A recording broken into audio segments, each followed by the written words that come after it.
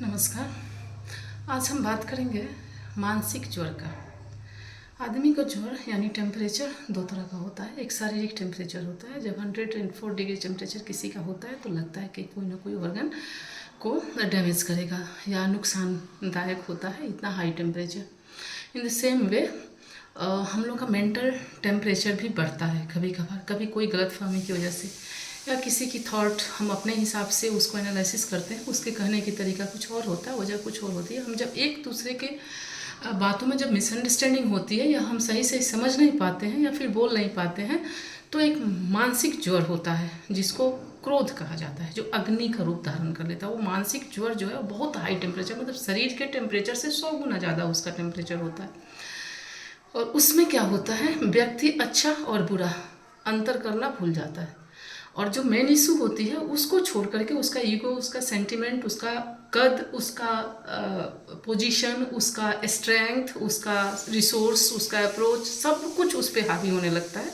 और तब उसके मन में एक ही बात आती है कि उसने क्या कहा नहीं कहा वो तो अलग की बात है, लेकिन मैं तो इसको नस्ता नाबूद कर सकता हूँ हर तरह से।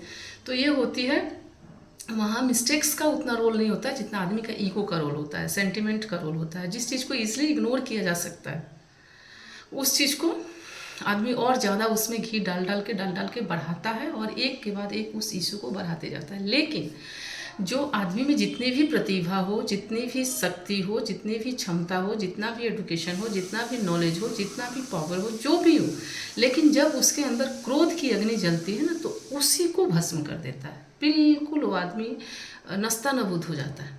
तो हम जो शिक्षा दे रहे हैं उस शिक्षा में हमको एक सामंजस्य, बैलेंस को सिखाना बहुत ज़्यादा ज़रूरी है।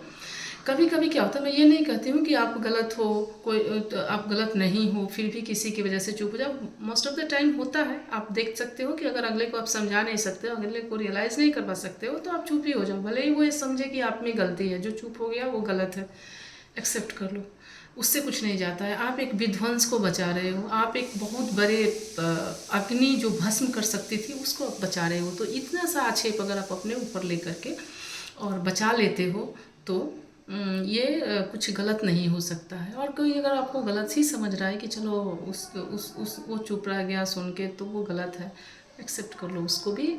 टाइम बीइंग जब समय आएगा उसको खुद ब खुद रियलाइज होगा कि गलत क्या था सही क्या था, हो जाएगा, वो हो ही जाता है। तो जब हम एडुकेशन को देते हैं, एडुकेशन जब देते हैं बच्चों में, तो हमको ये चीज़ बैलेंस को बहुत सही तरीके से समझा के रखना है कि आपको नहीं बहुत भीरू होना है और नहीं बहुत ज़्यादा उत्तेजक होना है, नहीं ज़्यादा साहसी होना है और नहीं ज़्यादा डरपोक होना है। आपको बिल्कुल समय और सामंजस्य को समझते हुए अपने समय को भले पीसफुली बहुत अच्छे तरीके से अपने व्यक्तित्व का, अपने परिवार का, अपने समाज का, अपने देश का कल्याण के लिए कभी आपको झुकना पड़े, कभी आपको अड़ना पड़े, तो वो सामंजस्य समझ के, समय की मांग को समझ के उसमें एडजस्ट होकर चलने वाला व्यक्ति ही इस समाज में, इस परिवार, इस देश में या फिर इस वातावरण में वो अपने को संतुलित रख सकता है। और अगर ज्वार भट्टा में आंधियों के जैसा उड़ता चला जाए, आंधी क्या होती है, बहुत तेज चलती है लेकिन अपने साथ धूल, बाली, गंदगी सबको उड़ा के ले जाती है, लेकिन जो पवन होता है ना वो अपने साथ खुशबू को लेके आता है। तो हमें उत्तेजक होकर के उत्तेजना में आंधी नहीं बननी है, हमको पवन बनना है, खुशबू है उसको लेके जाना है, मंद जाना है, सबको शीतलता पहुंचानी है। और जो वायु का जो काम होता है, सबको जीवन देना होता है और जहाँ तक हो सके प्रकृति को सहयोग करना होता है निरंतर आगे बढ़ने के लिए। तो हमें उस चीज़ को समझनी होगी, हमें अपनी मंद गति और ठंडे दिमाग से ही हर चीज़ का डिसीजन लेना सही होता है।